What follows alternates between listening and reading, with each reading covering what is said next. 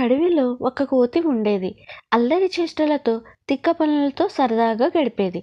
అలాంటి కోతి ఒకరోజు దిగులుగా ఉండటం ఉడత గమనించి కారణం అడిగింది. కోయిల పాటను, నెమలి నాట్యాన్ని, లేడి పరుగును, సింహం రాజసాన్ని, పులి టీవీని అందరూ ప్రశంసిస్తున్నారు. కానీ నన్ను ఎవ్వరూ పొగడడం లేదు. అని బాధపడింది కోతి. అప్పుడు ఉడత, నీ చేష్టలను, తుంటరి పనులను ఎవ్వరూ ఇష్టపడరు. ఏదో ఒక ఉపయోగపడే ప్రతిభ ఉంటేనే ఘనత లభిస్తుంది అని చెప్పింది ఉడత. ఆ రోజు నుంచి ఏదో ఒక విద్య బాగా నేర్చుకుని అందరి మెప్పు పొందాలని అనుకుంది కోతి. వెంటనే అడవి నుంచి దగ్గరలో ఉన్న పల్లెటూరుకు వెళ్ళి అక్కడ ఒక వైద్యుడు ప్రజలకు సేవ చేయడం కనిపించింది. కోతి ఆయన దగ్గరకు వెళ్ళి, అయ్యా, అడవిలో జంతువులు జబ్బులతో, గాయాలతో బాధపడుతున్నాయి. నాకు వైద్యం నేర్పిస్తే వాటికి సేవలందిస్తాను. అని అంది. కోతి కోరిక విన్న వైద్యుడికి ముచ్చటేసి సరే అన్నాడు. అప్పటినుంచి కోతి ఆయనకు సహాయపడుతూ వైద్యం నేర్చుకుంది. కొన్ని రోజుల తర్వాత వైద్యుడి అనుమతి తీసుకుని అది అడవికి వెళ్ళింది.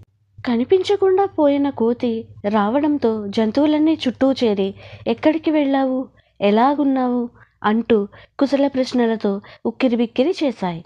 తాను వైద్యం నేర్చుకున్న విషయం చెప్పడంతో జంతువులు సంతోషించాయి. తర్వాత కోతి అడవిలో తిరిగి వైద్యానికి అవసరమైన మూలికలను సేకరించుకుంది.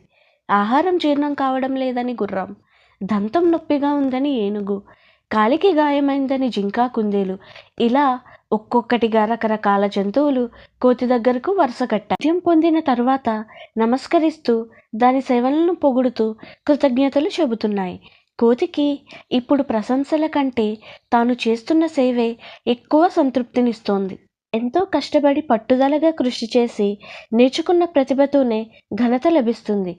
ఆ విద్య ఇతరులకు ఉపయోగపడితే అంతకు మించిన తృప్తి, ప్రశాంతత ఎక్కడా లభించవు అని మనసులో అనుకుంది కోతి. తనలో మార్పుకు కారణమైన ఉడతకు ప్రత్యేకంగా కృతజ్ఞతలు చెప్పుకుంది. ఈ విషయాన్ని అడవిలోని మిగతా జంతువులకు వివరించింది. కోతి మాటలకు ప్రభావితమైన జంతువులు అప్పటి నుంచి ఐకమత్యంగా ఉంటూ అందరికీ మేలు చేకూర్చే పనులే చేయాలని నిర్ణయించుకున్నాయి. మీకు మా వీడియోస్ నచ్చినట్లయితే లైక్ చేయండి, షేర్ చేయండి, సబ్స్క్రైబ్ చేయండి, గంట సింబల్ను నొక్కండి.